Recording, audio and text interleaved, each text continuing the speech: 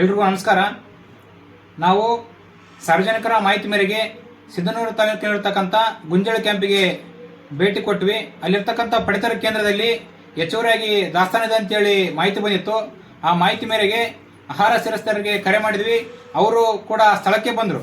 ಆ ಸ್ಥಳಕ್ಕೆ ಬಂದು ಅಲ್ಲಿ ಊರಿನವರ ಸಮಕ್ಷಮದಲ್ಲಿ, ಅಂಗಡಿ ಮಾಲೀಕರ ಸಮಕ್ಷಮದಲ್ಲಿ ಪರಿಶೀಲನೆ ಮಾಡಿದಾಗ ಹೆಚ್ಚುವರಿಯಾಗಿರ್ತಕ್ಕಂಥ ದಾಸ್ತಾನು ಕಂಡು ಬಂದಿತ್ತು. ಆದರೆ ಅಲ್ಲಿರಬೇಕಾಗಿರ್ತಕ್ಕಂಥ ದಾಸ್ತಾನು 81 ಕ್ವಿಂಟಲ್ 95 ಕೆಜಿ ಇರಬೇಕಾಗಿತ್ತು. ಆದರೆ 127 ಕ್ವಿಂಟಲ್ 95 ಕೆಜಿ ಹೆಚ್ಚುವರಿಯಾಗಿ ಅಲ್ಲಿ ಕಂಡು ಬಂದಿದೆ.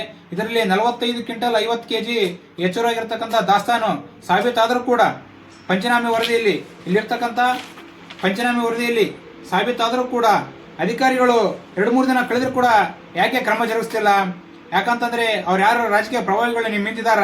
ಇದಕ್ಕೆ ಹುನ್ನಾರ ಯಾಕೆ ಕೊಡ್ತಾ ಇದ್ದೀರಿ? ಇದರಲ್ಲಿ ನಿಮ್ಮ ಕೈವಾಡ ಏನಾದರೂ ಇದೆಯಾ? ಕಾಳಸಂತೆಯಲ್ಲಿ ಬಡವರಿಗೆ ಹೋಗಬೇಕಾಗಿರ್ತಕ್ಕಂಥ ಪಡಿತರ ಕೇಂದ್ರದಲ್ಲಿ ಹಲವಾಷ್ಟು ಅಕ್ಕಿ ಸಾಗಾಣಿಕೆ ಮಾಡ್ತಾ ಇದ್ದಾರೆ. ಏಕೆ ಬಡವರ ಪರವಾಗಿ ಇರಬಾರ್ದಾ? ನೀವು ಯಾಕೆ ಒಬ್ಬರು ಮಾಲೀಕರ ಪರವಾಗಿದ್ದೀರಿ? ಅವ್ರು ಹೇಳ್ತಾರೆ ಅವರಿಗೆ ಇರಬೇಕಾಗಿರ್ತಕ್ಕಂಥದ್ದು ಒಂದು ಹೆಚ್ಚುವರಿ ಅಂಗಡಿ, ಆದರೆ ಅವರಿಗೆ 3 ಹೆಚ್ಚುವರಿ ಅಂಗಡಿಗಳು ಕೊಟ್ಟಿದ್ದಾರೆ.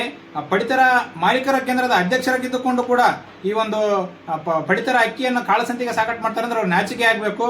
ಅವರ ಅಧಿಕಾರಿಗಳು ಇದರ ವಿರುದ್ಧ ತುರ್ತಾಗಿ ಕ್ರಮ ಜರುಗಿಸಬೇಕು.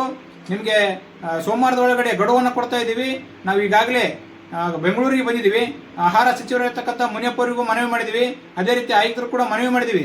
ನೀವು ಒಂದು ವೇಳೆ ಈ ಅಂಗಡಿಯನ್ನು ಏನಾದರೂ ಅಮಾನತು ಮಾಡದೇ ಹೋಯ್ತಪ್ಪ ಅಂತಂದರೆ ನಾವು ನಿಮ್ಮ ವಿರುದ್ಧ ಕೂಡ ಕಾನೂನು ಹೋರಾಟವನ್ನು ಮಾಡಬೇಕಾಗ್ತದೆ.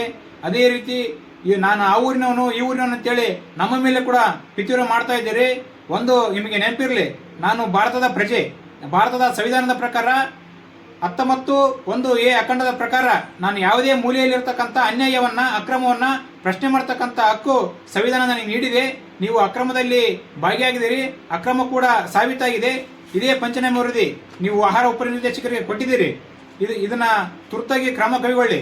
ಒಂದು ವೇಳೆ ನೀವೇನಾದರೂ ಸೋಮವಾರ ಸಂಜೆ ಒಳಗಡೆ ಕ್ರಮ ಕೈಗೊಳ್ಳದೆ ಹೋದರೆ ನಾವು ನಿಮ್ಮ ವಿರುದ್ಧ ಕೂಡ ಉಗ್ರ ಹೋರಾಟವನ್ನು ಮಾಡಬೇಕಾಗ್ತದೆ ಅಂತೇಳಿ ಈ ಮೂಲಕ ನಿಮಗೆ ಎಚ್ಚರಿಸ್ತಾ ಇದ್ದೇವೆ.